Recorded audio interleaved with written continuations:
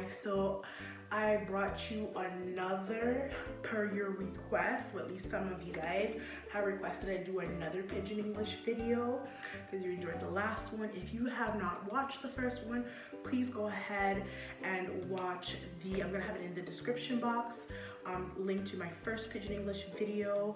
It is the Nigerian Pidgin English for beginners, and this is going to be part 2.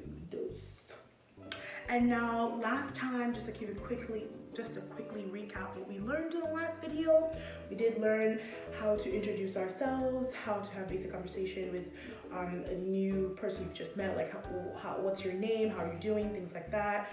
Conversation on, when you go over a friend's house for dinner or something like that. So yeah, that was part 1.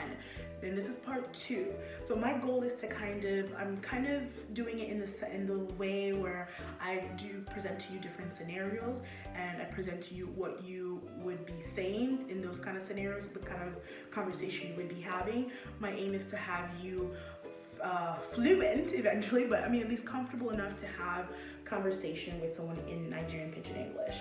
So this scenario is going to be the market, because who doesn't like going shopping? And markets are a big thing in Africa, and especially Nigeria. The markets are fun. You can find literally anything. When I say anything, you can find anything. Anyways, you can find anything in the market, and I love going to markets. And one thing you should keep in mind is that when you go to a market, I'll speak for Nigeria, and I'm sure a lot of West African countries, if not a lot of African countries, period, would say that this is true. When you go to a Nigerian market, be prepared to haggle.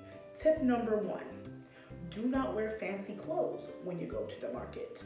You don't want to be showing up with a Louis purse and some Gucci shoes, because they are going to just hike up the price like 100 times more. So when you go to the market, make sure you dress appropriate. T-shirt, shorts, flip-flops, something comfortable to move around or whatever, and something that you do not mind getting dirty, something that you do not mind throwing away if it's really bad, because I tell you, the mud in those markets, I have thrown away some shoes because of that, and yes. Anyways, let's get right into this video. So the first thing is when you see an item that you want, you spot an item with a vendor and you really want it, and you say, check it out, you pick it up. Let's just say this is the item. Ooh, this is heavy. This little elephant. You see this item at the vendor and you're like, so I keep looking down because I wrote some of these down so I don't forget. You see the item and you're checking it out and you say, how much be this? How much be this? So you're looking at them and you with object, how much be this? How much be this? That means, how much is it? How much is this? Then when you ask them, they'll tell you the price. Let's just say whatever, you just make up a price. And then you're like, it's a cost. You want to put an accent in there. You want to put like an exclamation or a reaction like, it's too cost. That means it's too expensive, it's too costly, it's too high. And then they'll talk, oh, but it's really good and blah blah blah and da da da da da. And then I'll be like, and then you say, talk better price. Talk better price. That just means give me a better price. Talk a better price. Call a better price for me, because if you really want to sell this, you gotta play ball with me. That's pretty much what you're telling them by saying that, And then they tell you another price. They go down a little bit, like a little smidget, and then you're like looking at it like, is it even good? So you shall say good. You shall say good. You shall say good.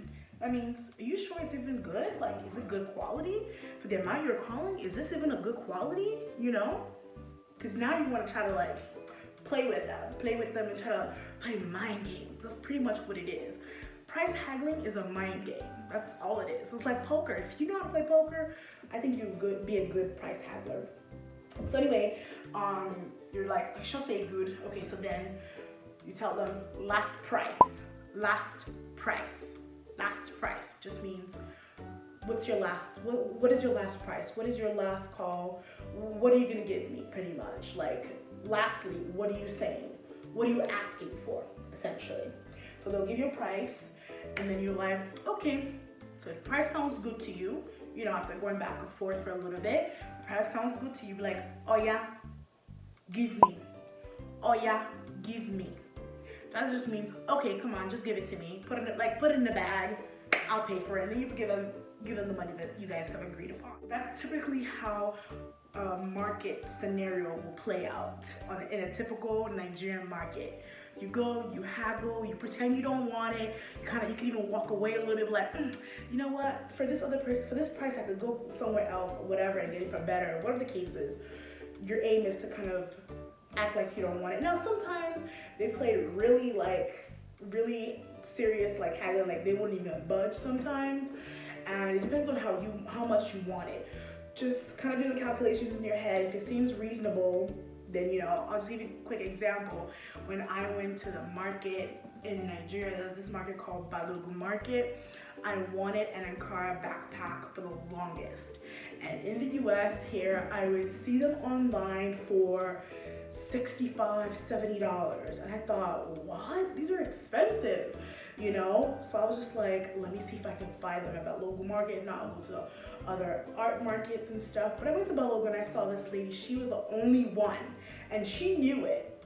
The only one I could find, at least the only one I could find in like I covered quite a few areas of the market, and she was the only one I could find, and she knew it because she wasn't budging. Okay, she knew she was the only one with this stuff, so she was like, I'm gonna get her. So the thing was that she was telling me a price for the backpack. It was like a Ankara, kind of like a patch in the sense that it was different Ankara fabrics sewn together to make the backpack. And she was telling me a price. I was like, no, I want it less, because I had priced everything I bought in that market that day. I got it for half of what they were asking for, sometimes even less. And I was able to get good prices on things. So I was like, you know what? I'm gonna haggle with this lady. She wasn't budging. I even walked away. I went all the way to the car. I was like, this lady did not call me back. She's serious. So, and then I sent our driver, the driver to go see if he can, get it from her. I gave him the money. She was asking for the money she was asking for, and he got it. And then the year later, I went back to the same market and I saw her to see what are the new things that she got. And she's like, I remember you.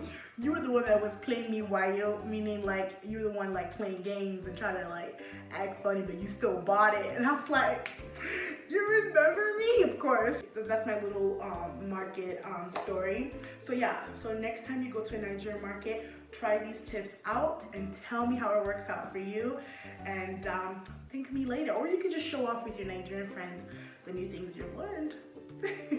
Thanks for watching, guys, and stay tuned. I'll have more of these videos.